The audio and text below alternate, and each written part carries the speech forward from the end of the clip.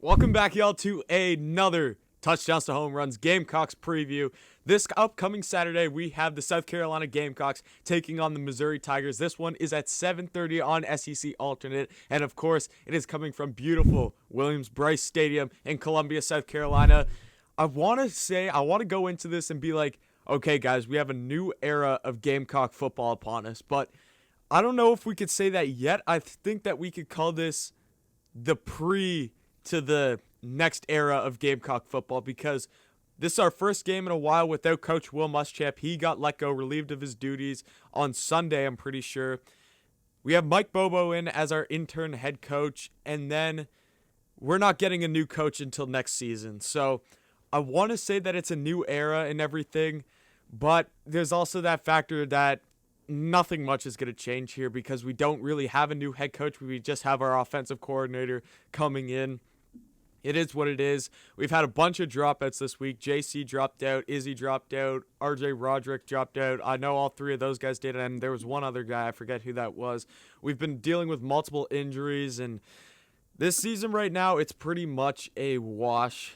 Like, we weren't expected to go win the national championship, and any chance we had for that is gone. We don't have any chance anymore at the SEC East. We don't have any chance anymore at a New Year's Six bowl game. So what are we playing for this year in the next 3 games? Because that's something that's really going to be key for me going into this next couple games. What I want to see from these next games, I want to see something new. I want to see Mike Bobo take risks. You have 3 games of being a head coach, and you have 3 games to prove yourself, because obviously what we were doing the last, how many weeks would that have been? 7 weeks ago, our last 7 games did absolutely nothing to make us productive. You have a chance to come in to Columbia. This is your first year, and now you have a chance to be the head coach for 3 games. Prove yourself to this fan base. Go out, be aggressive, take risks. I know that you lost Izzy, you lost JC. Best of luck to them, by the way, in the draft. I hope at least one of them be a first rounder. I'm guessing JC is. Izzy, I don't know, I'm thinking second, third round maybe, but best of luck to them. No hard feelings that they went to the draft. I know that they don't want to risk getting injured, and they were going to go anyways, and Muschamp left, so no hard feelings to them. But you have guys gone. I know that you do. But it's not to say that our secondary got absolutely torched last game. If you had those 2 guys even there for this game, what's to say that that's not going to happen this game? Because that happened last game in Ole Miss. Our secondary gets torched. So I want to see, put in the guys who are going to put everything on the line. Give them the opportunity to go out and make plays, because I know that there are going to be some guys in that locker room that have been waiting to get their chance to touch the field. This is their moment, and I know when they're out there, they are not going to let that opportunity slip. They're going to go out there. That's all I want. All I want for the next 3 games is I just want the guys who are going to play with the most heart and play the hardest out there. I don't want guys who think that they're too good for this program now that Muschamp left. They think that the season's a wash and everything. I just want the guys who are going to go out there and play their best. So that being said, how to win this game, because Missouri's actually been an awfully decent team this year. Missouri isn't as bad as everyone thinks they are. They beat us last year in Columbia, Missouri. We beat them the year before in a very, very close game at Williams-Brice. This game is always up in the air. They have a good defense. Missouri has a good defense. They have one of the better defenders in the SEC and linebacker Nick Bolton. It's going to be very interesting to see what happens here. This is a game I really want to see what I saw from against Ole Miss with their offense. Feed the ball to Kevin Harris. There's no shame. You saw it last game. I'm not expecting Kevin to go up and put another 5 touchdown game. That's not realistic all the time. He had one really good game, but he's the leading rusher in the SEC for a reason, because he's been so consistent over a bunch of games. I don't expect him to score 5 touchdowns every game, but he has been very consistent in what he's been able to do in the ground game. Feed Kevin Harris, feed Deshaun Fenwick, because if there's any takeaway from the season and upwards looking to the future, it is definitely the South Carolina running game. So use that this Saturday against Missouri. Use the run game, because our passing game, it was okay last week. A lot of safe throws, except maybe you had one deep ball to Shi Smith that ended up in a completion. Obviously, another deep ball ended up in an interception. But other than that, you just had a lot of safe throws in that game, and I think that's something I really want to see change. That's that you're never going to be an elite football program, always making the safe throws. Like, I know our wide receivers aren't the greatest. I know Colin Hill hasn't done the greatest job at quarterback. I'd like to see him lead the receivers out a lot more, and he is having such a problem on the long ball. We can't throw it more than 20 yards with him, like, if we're being completely honest, because he either underthrows it. Now, the only positive about that is that when he does underthrow it, we're able to draw pass interference sometimes. But then again, if you don't get that call, you're giving the defender a good chance of that ball to turn that ball over. And the other times he's just overthrowing them, like, not even close. Like, they're terrible throws. Like, who was it to? Nick Muse. He was wide open in the clear. I'm pretty sure he was running a seam route or something like that against Ole Miss. Wide open. And that ball was completely overshot. You obviously saw the interception against Ole Miss. That ball was thrown, intended for Shi Smith. That was overthrown right to an Ole Miss defender.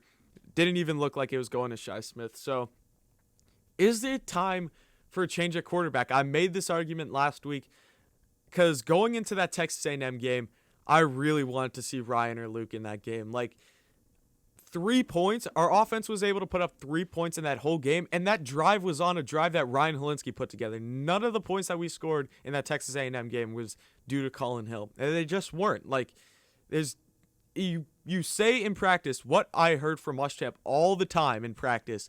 Every single practice he'd come out and say, we're going to put in the guy who gives us the best chance to win. Well, we haven't had any chance to win any ball games recently, like with their offense. We're not scoring points. Like, we have a good game last game, but that's because of our rushing game. Our passing game is not putting up the points that we need to win a ball game. So I don't care if you think that they're giving us the best chance to win. We don't have chances to win. Like, that's what really frustrated me about our offense this year. Rushing game is really good, but the passing game, the fact that you see the whole fan base sees a problem there, that our receivers aren't playing well and our quarterback isn't playing the greatest, and the coaching staff is not willing to make a change, is really, really frustrating. So I expect nothing the less, sadly, that Colin Hill will start in this game, because it's just what's happening with this coaching staff this year. Bobo loves Hill. There's no other way to put it. If I was a coach, of course, I'm different. I'm just a guy sitting in front of a microphone talking about my opinion, but that's what I do. Like, that's why I'm here. I'm just giving you guys my 2 cents on about this game, and that's why you're listening in, because you're interested to hear another perspective. I'm not a coach, but if I was a coach, I would put in Luke or Ryan, just because we need to see something new. Everything that we had at the beginning of the season, it didn't work. We're 2-5, and we've barely scored any points, except take away the Ole Miss game. LSU, we scored 24 points.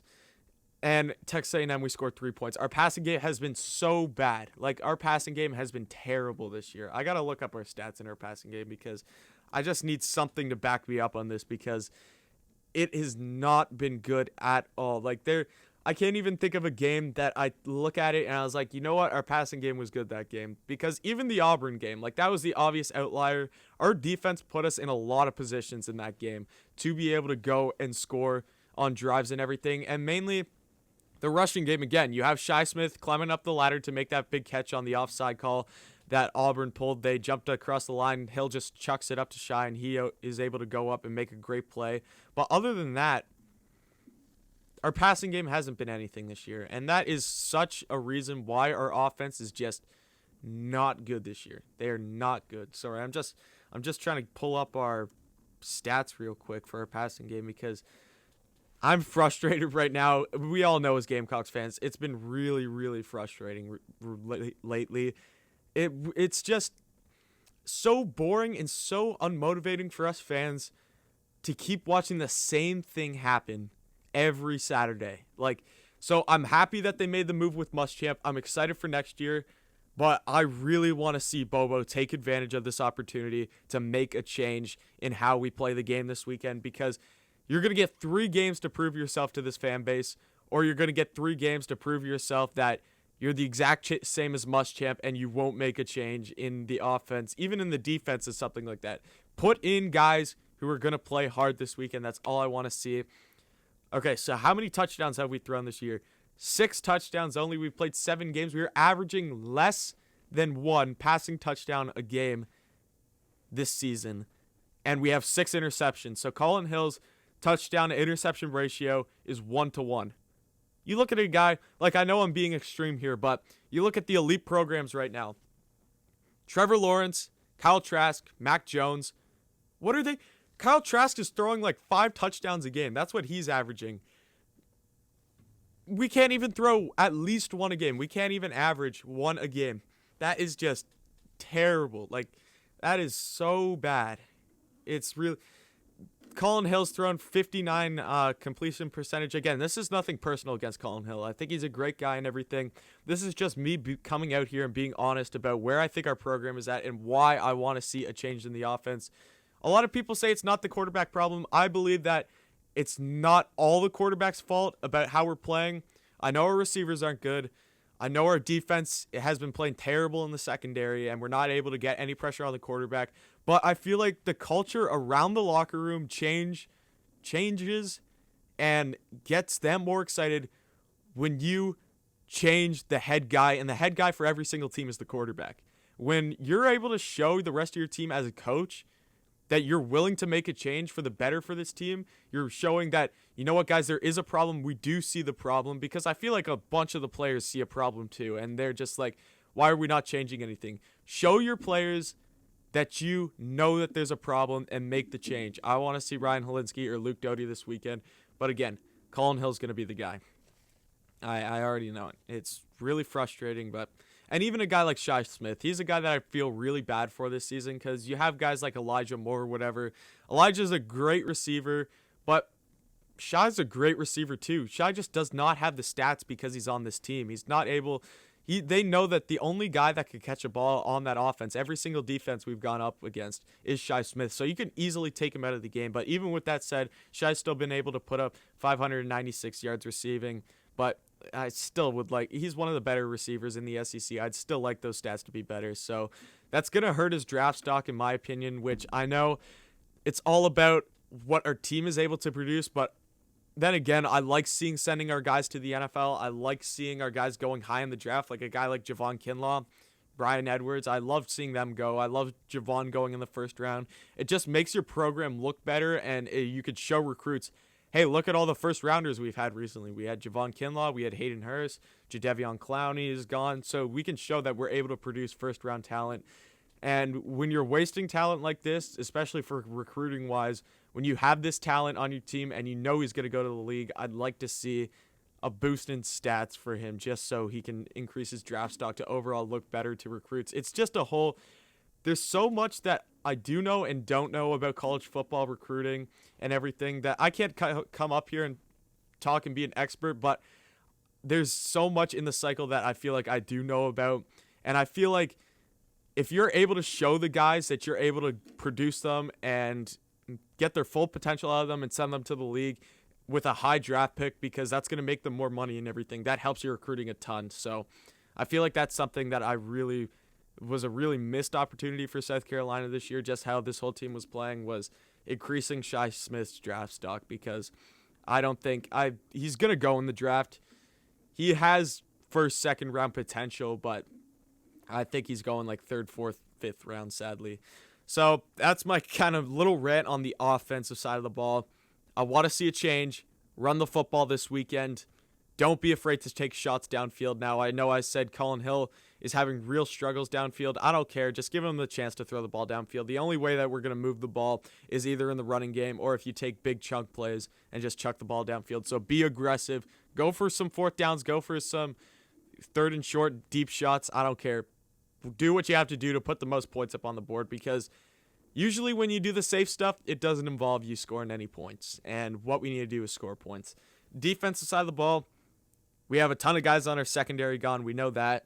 A key thing is going to be getting pressure on the quarterback. That's something that South Carolina has not been able to do for a while. You see against Ole Miss, Matt Corral took his sweet time back there. Like, he had so much time in the pocket, and that's why he was able to make completions to like Elijah Moore for that one where he was wide open in the middle of the field. I had a rant after that game just about that play in general.